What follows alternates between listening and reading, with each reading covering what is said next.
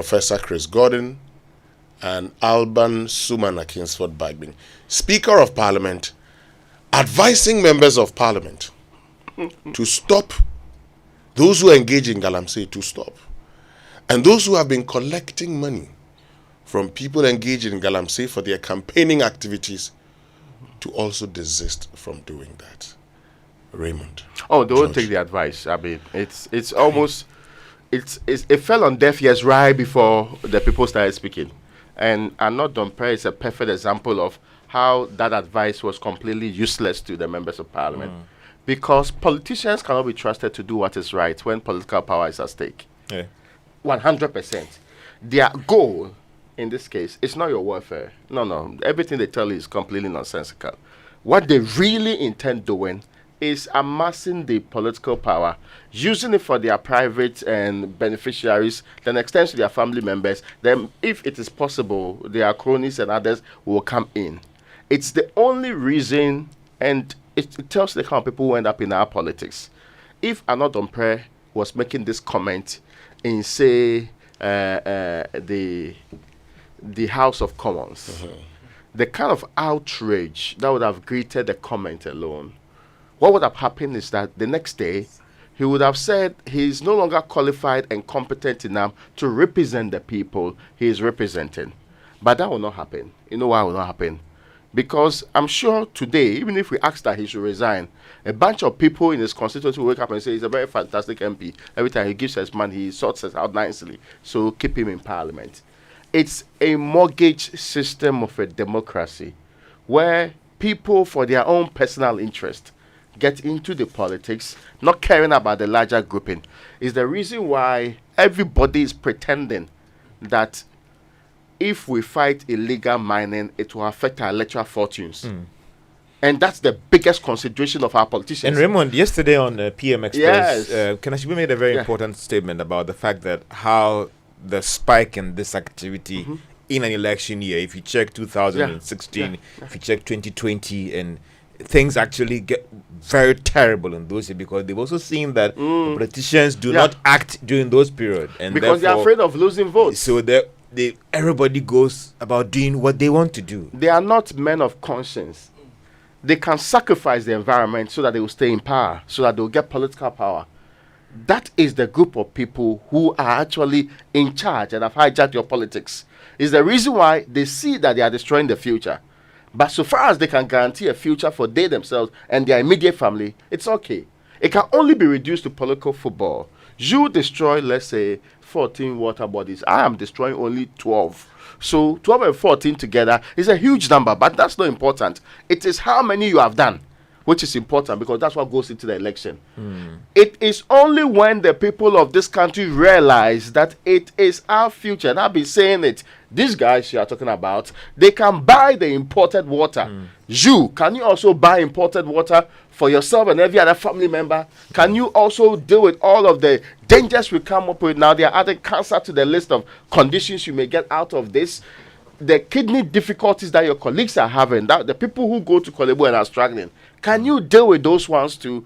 If you cannot, it is not in your interest to support and be part of the people who are continuously destroying the environment. So as for what they will say in Parliament, I have very little respect for, people gathered in there, what they will say.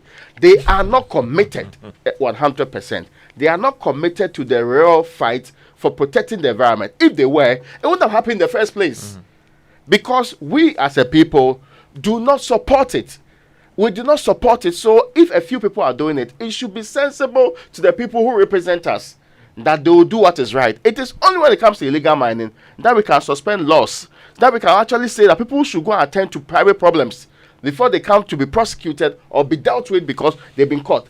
It is so endemic in our system that we've always made it look like that's what the 3 million people are involved in it. Out of the 70 million who are likely to vote in this election, assuming all the 3 million are even on the electoral roll, what about the 40 million?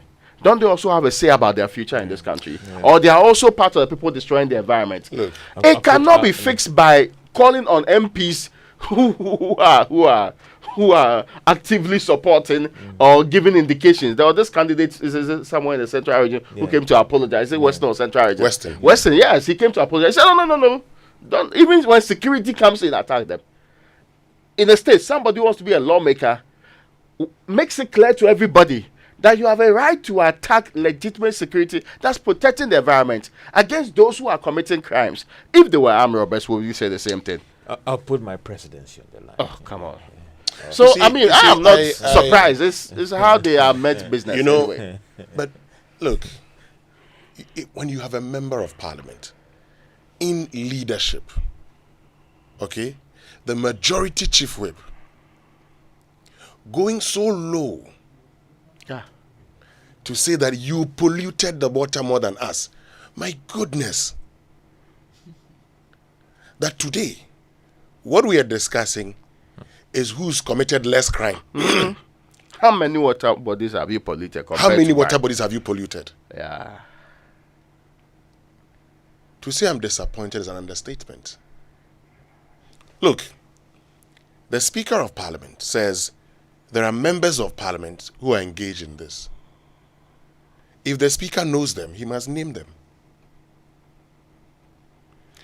We cannot sit down unconcerned. Raymond, look, we've always said, oh, okay, this is who we are. But eventually, we are the ones who suffer the most, not them. How many Ghanaians can even afford to keep bottled water in their fridges? How many Ghanaians? Let alone imported one. How? And that's not where it ends. Today, whenever I go, I don't even know what fish. They say, oh, eat more fish. I don't even know what fish to eat. No, I don't know what fish to eat. Professor Dia said they found in the gills, the head, and other parts of the body of the fish when they did their study massive deposits of mercury and other things, which is used for illegal mining.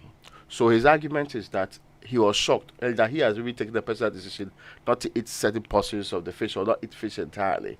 But how many people can make similar decisions? Raymond, that's the point. How point. many people can survive without having to rely on what is supposed to be? If you have access to 3 square meals a day, you can decide not to do. But you see, today, the state of our economy and the state of things in the country now. Yes. So today, we did Operation Vanguard. It didn't lead us anywhere. We did Operation Halt 1, Operation Halt 2. In any serious country, the president would have fired the Minister of Lands and Natural Resources, the Minister of Interior, the Minister of Defense. He would have fired all MMDCs in these mining areas because they have failed. But you see, the president himself, when you complain, he mounted defense. Then the president says, as we speak, Akunta mining is not mining in any forest reserve. That's not what Ghanaians talked about. We said Akunta mining was mining in a forest reserve. We didn't ask you to come and tell us that as we speak, they are not mining. And so then you wait for them, they leave the forest, then you address us. Where is the commitment? This is a president that says he's thinking about the next generation and not the next election. Unfortunately, the evidence doesn't support that. I mean, you don't assume that once there's free SHS, then it means you're thinking about the next generation. Because as Professor Chris Gordon said, you are killing the people ahead. You're killing the people ahead. Look. And now there's even evidence that it can affect the brains of the people. So you are giving them so-called free education, and on the other hand, making sure that their water and everything is polluted so that they'll have substandard brains. How competitive will these people be compared to those elsewhere in a globalized world? Yes, that's what they're saying. That their competence in the head is also being affected. It affects them. It affects everything, basically. Anyway, the BBC News would have been brought to us by Fidelity Bank, Believe With Us, and the Old Mutual, 10 years of greatness in Ghana, here for a lifetime. We'll be right back.